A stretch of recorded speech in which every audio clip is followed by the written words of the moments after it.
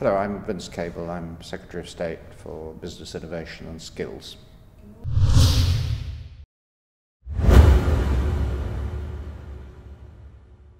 Well, I'm looking forward to a revival of the British economy. We've had a very hard time, ever since the collapse of the financial system, the banking system. Britain has been at the centre of a storm. It's done an enormous amount of damage.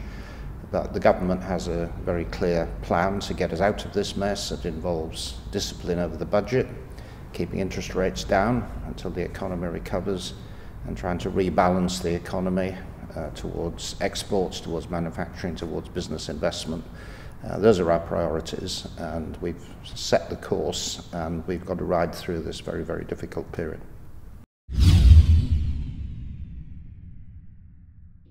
Well, there are lots of traditional strengths. I mean, this is the breadbasket of Britain, very strong agriculture, tourism in the north. But I think what's happened in recent years is that there's been a big growth in life sciences and the research and science around that. As I understand it, I think this is the biggest cluster in Europe.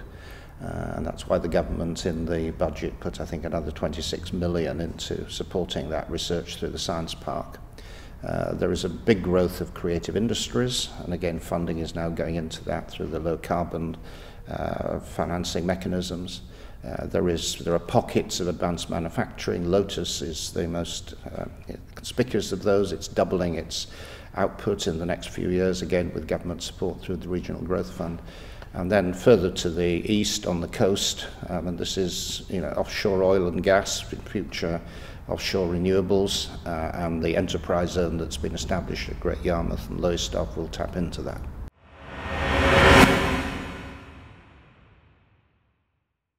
Well, as I've already suggested in my previous answer, I mean, the opportunities primarily lie in those growth areas, the life sciences, the creative industries, the advanced manufacturing, offshore energy.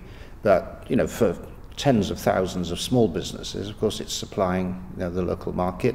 We have in government to try to create the environment within which small business can flourish. I'll be talking about this to the Chamber this morning. It's getting rid of unnecessary regulation, and perhaps more than anything else, making sure that bank capital flows, working capital is available.